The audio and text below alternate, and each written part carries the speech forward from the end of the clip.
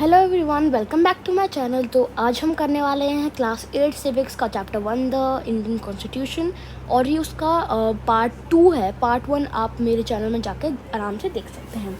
तो हमने basically reasons हमने कुछ डिस्कस करे थे, why do we need a constitution. तो फिर हमने कुछ एग्जांपल्स भी लिए थे, स्टोरी बोर्ड्स देखे थे। तो अब हम थर्ड सिग्निफिकेंट रीज़न पे आते हैं। The third significant reason why we need a constitution is to save us from ourselves. This may could sound strange, but what is meant by this is that we might at times feel strongly about an issue that might go against our larger interest, and the constitution helps us guard against this. Look at the storyboard below to understand this better. तो ये आपको भी थोड़ा समझ नहीं आ रहा होगा, तो इसका मतलब ये है जो कॉन्स्टिट्यूशन है वो हमें अपने आप से बताता है। ये थोड़ा आपको अजीब लग रहा होगा सुनने में, पर कभी कभी हमें इतना स्ट्रांगली फील होता है कि इशू के बारे में कि वो हमें मतलब पसंद बहुत ज़्यादा लार्जर इंटरेस्ट में वो हमें करना है, और वो जो गलत है, पर फिर जो कॉन्स्टिट्यूशन है वो हमें मदद करता है उसको गार्ड अगेंस्ट इस, वो हमें समझाता है कि हाँ ये नहीं करना, ये गलत है। तो अभी स्टोरी बोर्ड को देखते हैं ताकि हम बेटर समझ पाए। तो पिक्चर्स नहीं है, सॉरी गाइस, अगली आई थिंक वीडियो पार्ट में पिक्चर्स आ जाएंगी। तो Shabnam is in a fix, she has to make a decision. Shabnam एक लड़की है, ठीक है, तो उसका कल टेस्ट या एग्ज़ाम है। तो वो बोल रही है I have 2 chapters left to revise for my tomorrow. तो कल उसका टेस्ट है और कल के टेस्ट के लिए उसके पास अभी उसके 2 चैप्टर बचे हुए हैं। But it's time to for my favourite TV programme. तो बोल रही है पर अभी ये मेरा फेवरेट जो टीवी का प्रोग्राम है उसका भी टाइम हो रहा है, I am time to watch it. उसको बहुत ज़्यादा देखना ही देखना है उसको। But if I do that I won't have to time finish my revision उसके पास। पर फिर बोल रही है अगर मैं टीवी देखती हूँ तो फिर मेरे पास टाइम नहीं होगा अपना रिविजन फिनिश करने के लिए। और फिर उसके पेरेंट्स होते हैं या ग्रैंड मदर ग्रैंड फादर होते हैं, वो बोलते हैं Shabnam why are you looking so worried. वो बोलते हैं शबनम तुम इतनी टेंस इतनी वो चिंता में क्यों दिख रही हो। फिर शबनम बोलती है I want to watch this TV program but I have a test tomorrow. If you all watch TV I will also want to watch. तो ये बोल रही है कि मुझे टीवी प्रोग्राम देखना है पर मेरा टेस्ट भी है कल। तो अगर तुम लोग ये TV if you all watch TV I will also want to watch. तो ये बोल रही है अगर तुम देखोगे तो मेरा भी मन करेगा। मेरे पास एक आइडिया, इफ़ कोई भी टीवी नहीं देखेगा इस रात तो फिर मुझे तो इतना उत्साह नहीं होगा टीवी देखने का और मैं अच्छे से रिविजन कर पाऊँगी। तो फिर शबनम बोलती है it's a good thing I did not watch TV, there are so many question from the last 2 chapters. फिर जब वो एग्ज़ाम दे रही होती है नेक्स्ट डे, फिर उसको पता चलता है कि ये अच्छी बात है कि मैंने टीवी नहीं देखा, क्योंकि 2 लास्ट चैप्टर में से बहुत बड़े बड़े क्वेश्चंस आए हुए हैं।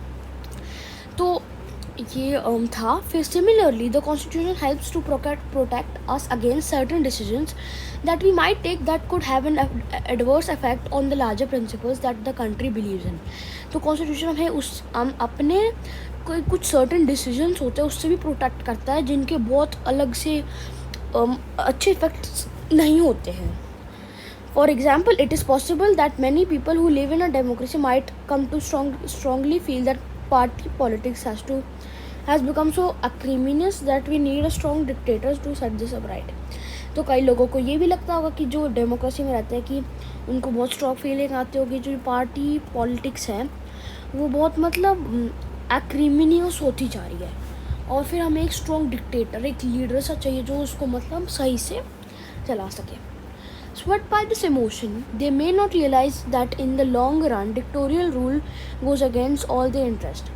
A good constitution does not allow these whims to change its basic structure. It does not allow for easy overthrow provisions that guarantee rights of citizens and protect the freedom.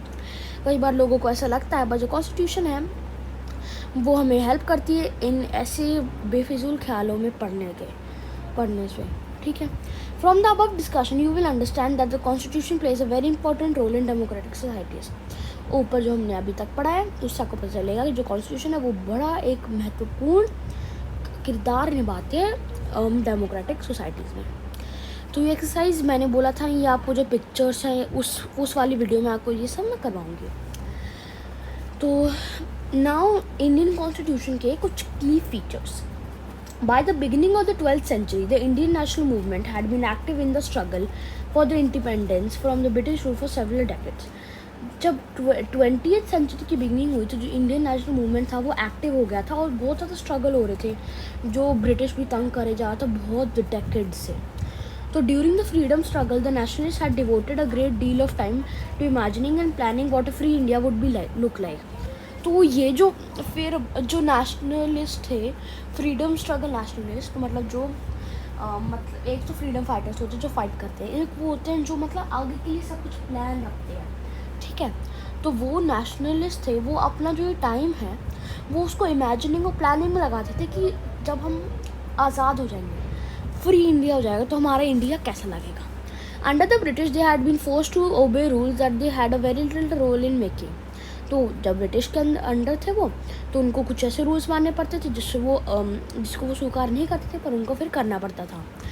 The long experience of authoritarian rule under the colonial state convinced Indians that free India should be a democracy in which everyone should be treated equally and be allowed to participate in a government. फिर British का ऐसा व्यवहार देखकर उनको लगा कि हमारा जो फ्री इंडिया होगा, आज़ाद इंडिया होगा, वो भी डेमोक्रेसी होगा, ताकि सब लोग इक्वली सबको ट्रीट किया जाए और सब लोग गवर्नमेंट के डिसीजंस में पार्टिसिपेट करें. What remained to be done then was to work out the ways in which a democratic government would be set up in India and the rules that would determine its functioning. तो अब क्या बचा था कि मतलब democratic government कैसे बनाई जाए इंडिया में, और जो रूल्स ऑफ फंक्शनिंग क्या होंगे. This was done not by one person but by a group of 300 people who became members of the Constituent Assembly in 1946 and who met periodically for the next 3 years to write India's constitution. So now what they're saying is, वो अभी क्या कह रहे हैं कि मतलब ये एक बंदे ने ही नहीं करा था, ये मतलब 300 लोग थे जो कॉन्स्टिट्यूट असेंबली होती है जिसमें कॉन्स्टिट्यूशन के रूल्स वगैरह बनाते हैं. उसमें 1946 में 300 लोग थे और वो पीरियोडिकली मतलब मिलते रहते थे. उनके पास ऑल्टरनेट डेज थे, थर्सडे फ्राइडे मिलना है, ट्यूसडे वेडनेसडे फ्राइडे मिलना है, तो उनके पास ऐसे डेज थे. और फिर नेक्स्ट 3 इयर्स में उन्होंने 3 सालों में इंडिया की नई कॉन्स्टिट्यूशन लिख डाली. मतलब constitution. These members of the Constituent Assembly had a huge task before them. The country was made up of several different communities who spoke different languages, belonged to different religions and had distinct cultures. तो ये जो constituent assembly थी, उनके पास एक और भी बड़ा task था. ये कंट्री थी वो बहुत अलग अलग कम्युनिटी से बनी थी, जो अलग भाषाएं बोलती थी, अलग रिलीजन से बिलोंग करती थी, कल्चर्स उनके अलग थे. Also when the constitution was being written, India was going through considerable turmoil. The partition of the country into India and Pakistan were imminent. Some of the princely states remained undecided about the future, and the socio-economic condition of the vast mass of people appeared dismal. तो बहुत ज़्यादा मुश्किल था, क्योंकि उस time जब constitution लिख रहे थे इंडिया पाकिस्तान का मतलब बंटवारा हो रहा था, तो बहुत ज़्यादा ही मुश्किल था. कई लोगों ने बोला भाई हम डेमोक्रेसी नहीं करेंगे. जो 15 to 20 मतलब शहर थे वो तो बोले कि नहीं, हम तो अपना हम ही राजा रहेंगे, तुम्हें बनना है तो डेमोक्रेसी तुम बन जाओ. All of this issue played on the minds of the members of the Constituent Assembly as they drafted the Constitution. They rose to the occasion and gave this country a visionary document that reflects a respect for maintaining diversity while preserving national unity. तो फिर जो ये सारे issues थे जो मतलब लोगों के मन में चल रहे थे, जो कॉन्स्टिट्यूएंट असेंबली में, उसको मतलब अच्छे से ड्राफ्ट किया गया कि अगर मतलब कोई भी डिस्क्रिमिनेशन नहीं करा गया, उसको सब अच्छे से करा गया.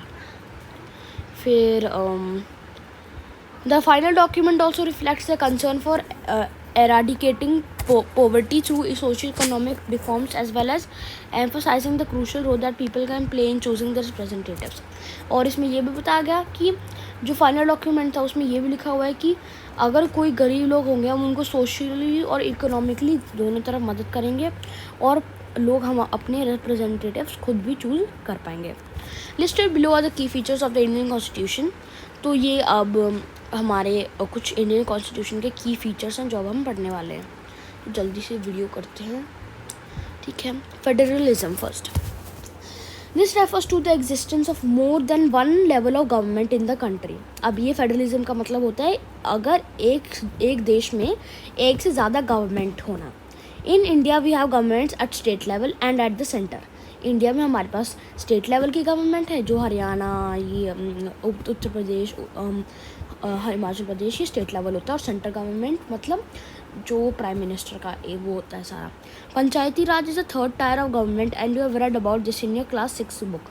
फिर नेक्स्ट आता है सबसे छोटा पंचायती राज, जो मतलब गांव में आपने देखा होगा पंचायत बैठती है, फिर वो सारे डिसीजन लेते हैं ऑफ दैट विलेज, है ना। We looked at the functioning of the state government in your class 7 book and this year we'll read more about. तो चलो करते हैं। The vast number of communities in India meant that a system of government needed to be devised that did not involve only person sitting in the capital city of New Delhi and making decisions for everyone. तो वो चाहते थे कि ये ना हो कि सारे डिसीजन सिर्फ न्यू दिल्ली में ही लिया जाए उधर बैठ के। तो वो चाहते थे हर जगह अलग अलग सरकार वो बनाए। Instead, it was important to have another level of government in the state so that decisions could be made for particular area. वो चाहते थे कि हर अलग अलग स्टेट में गवर्नमेंट हो ताकि अलग अलग डिसीजंस लिए जा सके उस पर्टिकुलर एरिया के। While each state in India enjoys autonomy in exercising powers on certain issues, subject of national concern require all of these states follow the laws of the central government. अब मतलब कुछ भी हो पर state government होता है, state होके state के लोग फिर भी सेंट्रल गवर्नमेंट के जो लॉज होते हैं वो फॉलो तो करने ही पड़ते हैं। The constitution contains list that detail the issue of each tier of government can make laws on. In addition, the Constitution also specifies where each tier of government can get the money for the work that it does. तो constitution में ये भी लिखा है कि कहाँ से ज़्यादा पैसा मिलेगा, कौन से काम से मिलेगा। Under federalism the states are not merely agents of the federal government but draw the authority from the constitution as well. All persons in India governed by laws and policies made by each। तो जो India में लोग हैं वो हर जगह वो laws policies हर level की government में रहती हैं। मतलब स्टेट गवर्नमेंट में भी रूल्स है, सेंट्रल गवर्नमेंट के भी अलग रूल्स हैं। सेकेंड आता है पार्लियामेंट्री फॉर्म ऑफ गवर्नमेंट, ठीक है, parliamentary form of government. The different tiers of government that you just read about consist of representatives who are elected by the people. तो अभी जो आपने ऊपर पढ़ा वो रिप्रेजेंटेटिव्स होते हैं जिसको हम इलेक्ट करते हैं। Your class 7 book begin with the story of Kanta who was standing in line to vote during an election. The Constitution of India guarantees universal adult suffrage for all citizens. While they were making the Constitution, the members of the Constituent Assembly felt that the freedom struggle had prepared the masses for universal adult suffrage, and that would help and encourage a democratic mindset and break the clutches of traditional caste, class, and higher gender hierarchies. तो ये कुछ ज़्यादा ही बड़ा होगा, मैं आपको समझाती हूँ ये क्या कह रहे हैं। कि मतलब हमने क्लास 7 की बुक में पढ़ा था कि एक कांता थी ना, वो मतलब एक वोट करने के लिए लाइन में खड़ी हुई थी इलेक्शन के time. The constitution of India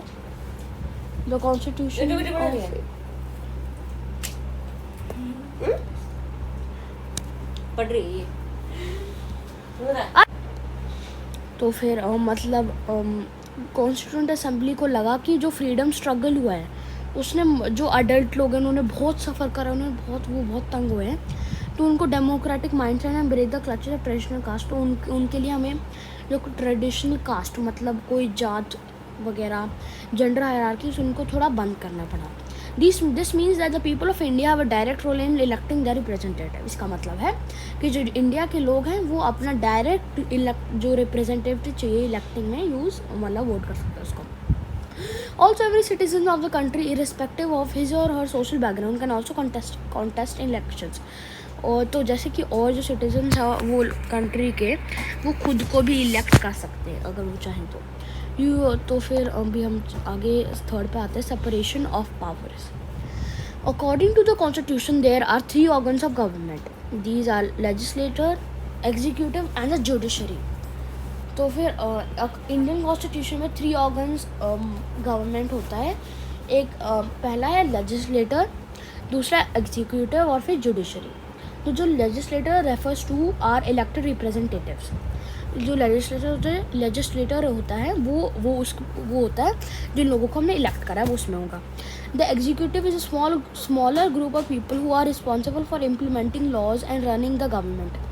जो एग्जीक्यूटिव होता है वो स्मॉल ग्रुप होती है लोगों की, जिसमें वो रिस्पॉन्सिबल होते हैं लॉज को इम्प्लीमेंट करवाना, कि ये लोग लॉ कर रहे हैं, उनको लॉ को चलाना, गवर्नमेंट को चलाना, ये लोग पूरा अच्छे से संभाल रहे हैं नहीं, यस एक्सक्यूज़ मी, ये लोग इस लॉ को फॉलो कर रहे हैं या नहीं, ऐसे the judiciary of which you will read more in unit 3 of okay. In order to prevent this misuse of power by any one branch of the government, the constitution says that each of these organs should exercise different powers. तो अब ये कह रहे हैं तो judiciary court का system होता है, जैसे कि आप कोर्ट में जाओगे तो जो सारे जुडिशरी होते हैं। फिर ये कह रहे हैं कि अगर आपको मिसयूज़ पावर कर लेते हैं लोग, जैसे कि हमने पिछले पार्ट में पढ़ा था, उसको प्रिवेंट करने के लिए ये ब्रांच कोई भी एक ब्रांच गवर्नमेंट की काम करती है। जो constitution say that each of these organ should exercise different powers. जो ये कॉन्स्टिट्यूशन है इन सब में इनको डिफरेंट पावर्स एक्सरसाइज करनी चाहिए। एक्सरसाइज का मतलब ज़्यादा मिसयूज़ नहीं करना चाहिए, अपना आराम से लोगों से मिसयूज़ नहीं करना चाहिए मतलब पावर को। Through this each organ acts as a check of the other organs of government and this ensure the balance of power between all three. अगर एक भी अच्छे से काम नहीं करेगा मतलब ऑर्गन, तो फिर जैसे कि आप डाइजेस्टिव सिस्टम को ले लो, अगर पेट काम नहीं करेगा तो आंखें दुखेंगी, सर दुखेगा। तो ऐसे ही अगर एक ऑर्गन काम नहीं करेगा गवर्नमेंट का तो सारा कुछ सिस्टम हिल जाएगा। तो ये हमने कहा था ना, ये मैं अलग सारे वीडियोस में पढ़ूँगी। तो ये कुछ फंडामेंटल राइट्स हैं, ऐसा देख सकते हो। तो भी मैं देखती हूँ, तो ये ऑलमोस्ट शायद अब ख़त्म हो चुका है चैप्टर, तो अभी हम शायद इस वीडियो में इसको ख़त्म करेंगे। 4 है fundamental rights. The section of fundamental rights has often been referred to as the conscience of the Indian Constitution. तो ये मतलब मेन माना जाता है Indian constitution, one of the main. Colonial rule has created a certain suspicion of the state in the minds of the nationalists, and they wanted to ensure that a set of written rights would guard against the misuse of state power in the independent India. तो जो ये nationalist थे पुराने time के, जिन्होंने ये लिखा, वो चाहते थे कि कोई किसी भी चीज़ की मिसयूज़ ना हो, सबको अपने अलग अलग राइट्स मिले, सबको सेम राइट्स मिले।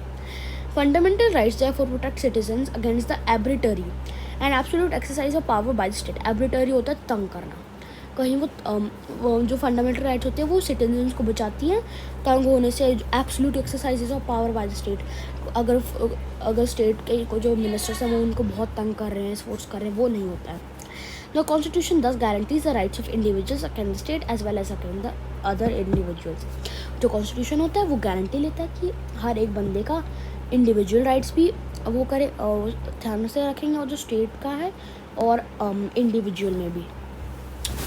Moreover, the various minority communities also express the need for the constitution to include rights that would protect their groups. तो जो मतलब छोटी छोटी communities है also express the need of the constitution to include rights that would protect their groups. जो मतलब India को ज़्यादा वो पहले नहीं मानते थे कि मतलब मैं नहीं डेमोक्रेसी में आऊँगा, वो भी अब चाहते थे कि मतलब उनका भी कॉन्स्टिट्यूशन हो ताकि उनकी भी जो ग्रुप है वो प्रोटेक्टेड रहे। The constitution therefore also guarantees the rights of minorities against the majority. तो ये भी कॉन्स्टिट्यूशन ध्यान रखता है कि मेजॉरिटी पे ध्यान नहीं, माइनॉरिटीज़ डिसीजन लेके अच्छे से तब फैसला लिया जाए। As doctor Ambedkar has said about this fundamental rights, their object is two fold. The first objective is that every citizen must be in a position to claim those rights. सबसे पहला ये है कि ऑब्जेक्टिव क्या है, जो हर एक सिटीज़न है वो अपनी पोजीशन को क्लेम कर पाए, उस राइट्स को अपना पाए पहले तो। Secondly, these rights must be blinding upon every authority that is got the power to make laws. Blinding मतलब सारे मतलब उसको फॉलो करें और जो अथॉरिटीज़ ने लॉज बनाए।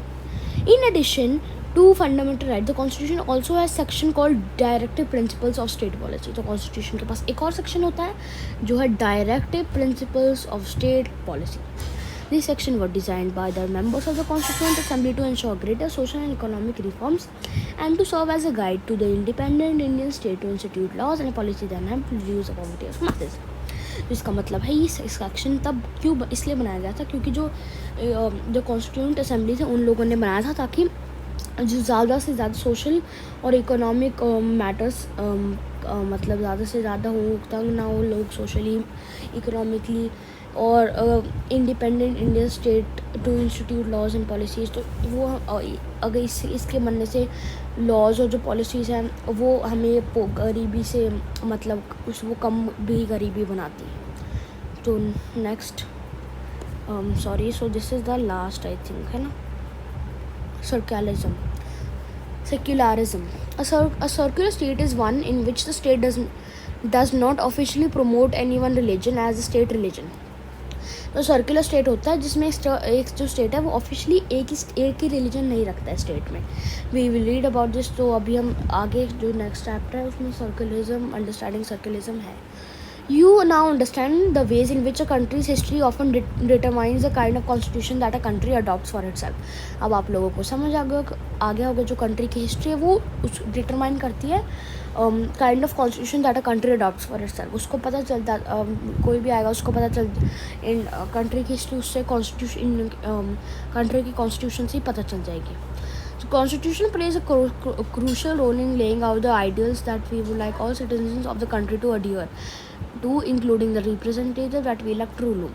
तो कॉन्स्टिट्यूशन बहुत इंपॉर्टेंट रोल निभाता है जैसे हमने पढ़ा, और ताकि लोग उनको रूल को अडियर करें, फॉलो करें और वो अपना खुद रिप्रेजेंटेटिव चूज़ कर पाएँ. जैसे कि फ़ुटबॉल का गेम है, एक अगर कुछ भी रूल मतलब हट गया या चेंज हो गया पूरे गेम में इफेक्ट पड़ेगा. Indian constitution has amended over the years to reflect new concerns of the polity. तो इंडियन कॉन्स्टिट्यूशन मतलब ज़्यादा चेंज नहीं होती पर उसमें छोटे मोटे चेंज आते रहते हैं ताकि जो छोटे मोटे कंसर्न्स ऑफ पॉलिटी वो भी रिफ्लेक्ट होते जाएँ. Often a major change in the constitution means a change in the fundamental nature of the country. अगर हम ज़्यादा चेंज करेंगे तो पूरे कंट्री का फंडामेंटल नेचर ही चेंज हो जाएगा जो बहुत दिक्कत ला सकता है. We saw in the case of Nepal and how it needed to adopt a constitution after it became a democracy. तो जैसे कि हमने नेपाल का एग्जाम्पल देखा था, जब उन्होंने कॉन्स्टिट्यूशन अडॉप्ट करी तो उनको एक डेमोक्रेसी भी बनना पड़ा. The different features of the Indian constitution outlined above involve complicated ideas that were often not easy to grasp. तो जो अभी हमने डिफरेंट फीचर्स पढ़े इंडियन कॉन्स्टिट्यूशन के जो अभी बताए गए थे वो थोड़े कॉम्प्लिकेटेड है और इतना ईजी नहीं है उनको याद करना. तो don't worry too much about this for the moment. इतना ज़्यादा टेंशन मत लेना इस चीज़ का. In the rest of the book as well in your high class you will read more about the different features of the Indian constitution, understand more substantially what they mean. तो अगली जो classes होंगी, बड़ी classes, उनके text books में भी आपको इन्हीं कॉन्स्टिट्यूशंस के बारे में धीरे धीरे समझाया जाएगा. तो इसी तरह हमारा चैप्टर हो जाता है ख़त्म. एक्सरसाइज के आपको क्वेश्चन आंसर्स कल या परसों मतलब 16 को आई थिंक मिल जाएंगे. ग्लोसरी वर्ड ज़रूर याद करना, मतलब मेन याद कर लेना, और मैथ्स भी. तो अभी इस वीडियो के लिए इतना ही. Thank you. अगर वीडियो पसंद आई तो लाइक करो और अगर कुछ कमेंट शेयर करनी है तो कमेंट करो.